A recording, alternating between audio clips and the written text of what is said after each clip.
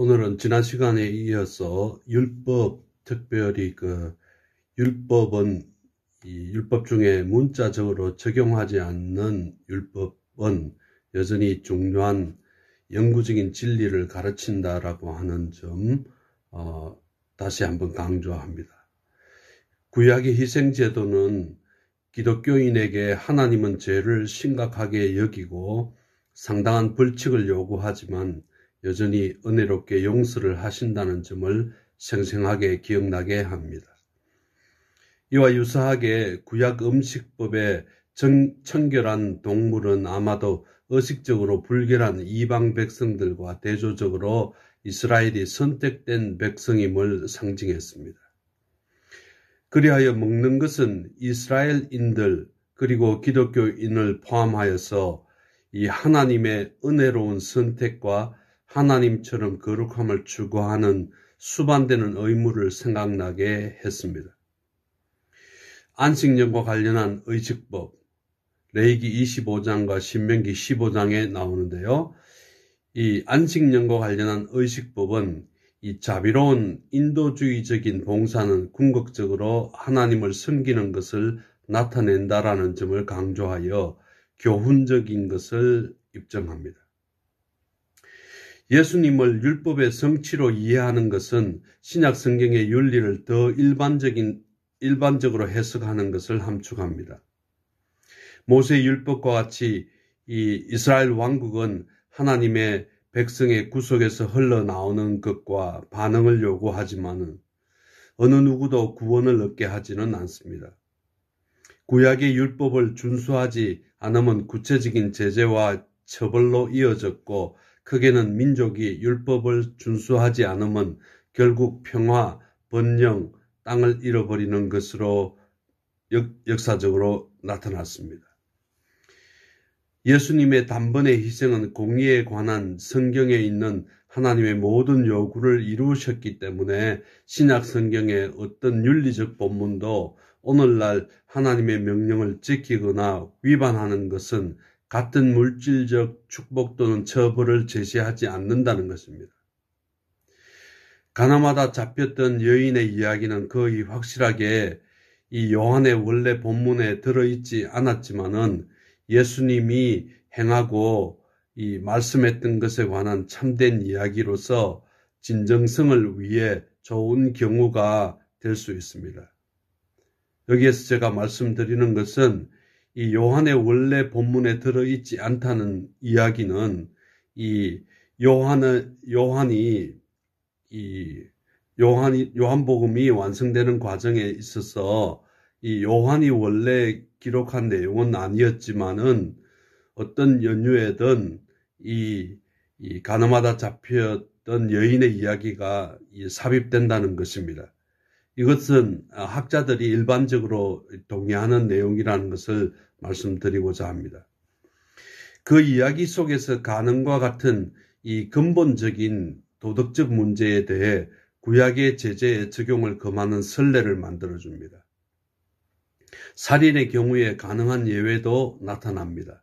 우리가 말하는 1급 살인, 고의살인이라고 하는데요. 이 속전으로 희생을 대체할 수 없는 유일한 죄입니다. 민수기 35장 31절에 기록한 것처럼요. 어떤 기독교인은 살인에 대한 사형은 기독교의 시대에도 여전히 적절하다고 믿습니다. 하지만 많은 기독교인들은 그리스도의 한 번 희생은 모든 죄에 대해 육체적이든 영적이든 더 이상의 제재의 필요성을 제거한다라고 믿기도 합니다. 특별한 해석의 원리로서 다음 몇 가지를 제시하고자 합니다. 첫째, 어떤 문자적인 유형이든 개별적인 율법이 문학적인 문맥으로 사용되는 것 같은 율법의 수집 또는 시리즈의 경우에는 이 성경을 공부하는 연구하는 학생은 해석의 근거를 찾기 위해서 주변의 율법을 조사하여야 한다는 것입니다. 둘째, 학생은 문화적인 배경이라는 관점에서 율법의 원래 의미를 이해하려고 노력하여야 합니다. 많은 독자들은 이러한 지식이 없으므로 성경 사전이나 주석서, 다른 배경이 되는 자료를 자유롭게 참고할 필요가 있습니다. 기회가 있으면 교재에 실려 있는 참고 문헌을 한번 소개하기로 하겠습니다. 세 번째, 원래 청중의 대응 관계에 있는 신약 성경의 인물에 주로 율법을 적용하라는 것입니다. 예를 들면 이스라엘 전체를 겨냥한 율법, 이스라엘 전체를 위해서 주어진 율법은 전체 기독교인에게 올바르게 적용할 수 있다는 것입니다. 신약 성경은 모든 신자들의 제사장 직임을 단언하므로 제사장과 의식에 관한 교훈은 단순히 이 성직자, 목사나 이 장로들만을 위한 것이 아니라 전체 기독교인에게도 적용된다는 것입니다.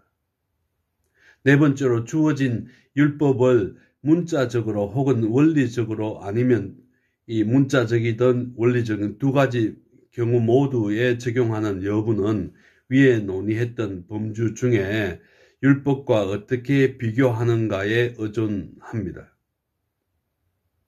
독자는 연관 범주들을 지침으로 사용할 수 있습니다. 많은 분들이 이 댓글로서 이 장로로서 본 율법, 특히 이 율법의 이 유형과 또 이 율법을 장로로서 볼 때 이 두 가지로 나누어서 설명했었는데요. 이 많은 분들이 거기에 도움을 받았는 것 같아요. 그래서 이 다음에 율법 부분을 준비하거나 연구할 때 그런 범주들을 염두에 두고 참고해서 하는 것이 중요하다는 것입니다. 오늘 그러면 율법 본문에 출애굽기 21장 7절과 11절에서 앞에서 설명한 방법대로 한번 살펴보겠습니다. 이 본문에 관한 간단한 연구, 곧 이 형식을 보면 이 판례법이라는 것을 금방 알 수 있습니다. 이 더 큰 노예법 내 1절과 11절에 설정된 7절과 11절은 아마도 재정적인 필요에 쫓겨서 딸을 노예 결혼에 팔아넘겼던 아버지의 딸인 이스라엘 여인의 구속과 관계합니다. 구조적으로 본문은 사례를 먼저 정의하는데 히브리어의 키라고 하는 이 접속어가 when이나 if로도 번역이 되는데요. 그 문장이 나오고 그 다음에 주절 she shall not 이런 식으로 나온다는 것입니다. 7절에요. 그래서 한글 번역에는 사람이 그 딸을 여종으로 팔았으면 그 다음에 그리고 된 이하의 이렇게 부속 조건들을 자세하게 말하는데 오늘 이 출애굽기 21장 7절과 11절에서는 8절과 11절에서 앞에 7절에 나온 내용의 부속 조건들을 제시하고 있다는 것입니다. 그래서 이 접속사 im이 사용되었는데요. if라고 번역되는데 if 나오고 그 다음에 된 이하의 이 여러 가지 내용들이 나옵니다. 내용을 살펴보면요. 이제는 이 남종은 6년의 종살이 후에 자동으로 자유롭게 나가므로 구속이 필요하지 않았는데요. 2절에서 알 수 있습니다. 그래서 지시는 두 가지 조건을 제시합니다. 첫 번째, 이 남편을 더 이상 기쁘게 하지 않고 두 번째, 남편은 그녀에게 법적으로 부인의 신분을 준다는 것이 8절 이하에 나옵니다. 여종의 구속 곧 자유롭게 하기 위해서는 빚을 되갚는 것을 명령합니다. 반면에 남편이 그 여종을 아들에게 부인으로 준다면 딸로서 신분을 누리게 해야 된다는 것이 9절에 나옵니다. 본 율법에 대하여 두 가지 측면이 눈에 띕니다. 첫째, 율법은 그 여인에 대해 즐거워하지 않는 남편에 의한 학대로부터 상당한 보호를 해줍니다. 외국인에게 팔지 못하게 금하거나 이 먹을 것, 또 의복이나 성적인 관계, 결혼 생활에 따르는 여러 가지 이 여성을 보호하는 데 필요한 것, 이런 것들을 성경 구절에서는 상관치 아니하면이라고 했습니다. 상관치 아니한다는 것은 먹을 것, 의복이나 성적인 관계 이런 부분에 대해서 책임을 다하지 않는다면 이런 뜻입니다. 배우자의 권리를 부인하지 못하게 합니다. 8절과 11절에서. 둘째, 이 구속에 대한 권리의 이유는 믿음을 저버림에 있다라고 말합니다. 이 성경 구절에는 그 여자를 속임이 되었으니 라고 했습니다. 이 바가드라고 하는 이 단어는 8절 이하에 나오는데요. He has dealt unfairly with her 라고 이렇게 번역이 될 수 있는데요. 율법은 이 좋아하지 않음에 대한 책임이 남자에게 있다라는 것입니다. 그래서 어근이 이 바가드는 to deal treacherously. 그리고 그녀에겐 자유의 가능성을 열어준 것이 그의 편에서 믿음을 저버린 데 있음을 암시하는 내용이라고 볼 수 있습니다. 본 율법의 지시에서 몇 가지 의미가 도출됩니다. 첫째, 결혼은 한쪽이 좋아하거나 싫어하는 것보다 관계에 내재된 이해와 헌신의 근간을 둔다는 것입니다. 둘째, 사회적인 취약한 여성을 보호하는 데 있어서 율법은 취약한 이들을 이 학대로부터 보호하는 하나님의 헌신을 암시해 주고 있습니다. 이제는 신약 성경은 취약한 이들에 대한 헌신을 공유하고 있습니다. 고로 오늘날 구약 성경을 적용하는 것은 두 가지를 수반합니다. 한편으로는 이 사람을 한편으로는 보호를 제공하여야 할 누군가가 우리 가까이에 있는 어떤 학대를 당하거나 취약한 일을 살펴보는 것을 말합니다. 다음으로 신명기 부분을 좀 살펴보겠습니다. 어떤 점에서 신명기란 책은 이 율법의 수집이지만은 독특한 문학적 장르를 나타내므로 특별하게 살펴보아야 합니다. 신명기는 모세의 율법에 대하여 포괄적으로 다시 진술합니다. 간단한 내러티브 시작 부분이 1장 1절에서 5절에 나오고요. 또 긴 결론 31장과 34장 이 두 부분을 제외하고는 책의 나머지 부분은 이스라엘이 요단강 동편에 진치고 있는 동안 그들에게 한 모세의 고별 연설로 구성된다고 볼 수 있습니다. 간단하게 문학적인 이 스트럭처, 구조를 말씀드린다면 1장 6절에서 4장 40절까지 또 5장에서 26장까지 또 27장 11절에서 28장 68절까지 그리고 29장 2절에서 30절까지 학자들은 이러한 연설들의 수사를 권고라고 하는데 프렌너시스라고 합니다. 의미는 청중에게 어떤 행동을 받아들이라고 설득하려고 하는 하나의 연설 방식이라고 합니다. 이 모세의 신명기 책 전체가 이 모세의 이 연설이라고 본다면 이 모세가 이 연설을 통해서 이 수사적인 권고를 한다는 것입니다. 그 권고의 내용이 바로 신명기 책이라는 것입니다. 게다가 책의 구조는 이 히타이트와 아수르인들의 종주권 조약과 유사합니다. 이 종주권 조약이라는 것은 종주와 봉신 사이에 맺어진 조약을 말하는데요. 히타이트는 이 BC 2000년경, 또 아수르 사람은 BC 1000년경인데 이와 같이 히타이트와 아수르 사람들이 사용했던 종주권 조약들과 구조가 너무 유사하다는 것입니다. 그와 같은 종주권 조약들은 강대국 수즈레인이라고 하는데 종주라고 하기도 하고요. 약소국은 베슬이라고 하는데 봉신과의 관계를 표시했습니다. 이 아수르의 것처럼 신명기는 역사적 서문으로 시작합니다. 1장 6절에서 4장 43절까지 그리고 조약의 목록이 5장에서 26장까지 또 협약의 증인들을 언급하는 것이 나오는데요. 특히 신명기는 하늘과 땅이 증인이라는 것입니다. 4장 26절, 30장 19절, 31장 28절을 참고하시면 됩니다. 그리고 축복과 저주 27장과 28장에 나오고요. 이러한 이 구조들을 보면 학자들은 조금씩 다르게 이 구조 분석을 하지만은요, 이 아수르의 이 종주권 조약과 유사하다는 것입니다. 참고로 히타이트 인들이 사용했던 이 종주권 조약에는 축복과 저주가 없는 것으로 아직까지 밝혀지고 있습니다.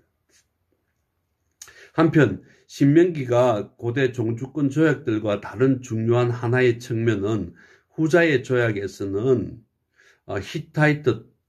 히타이트 또는 아수르 왕이 봉신 국가에게 연설을 합니다.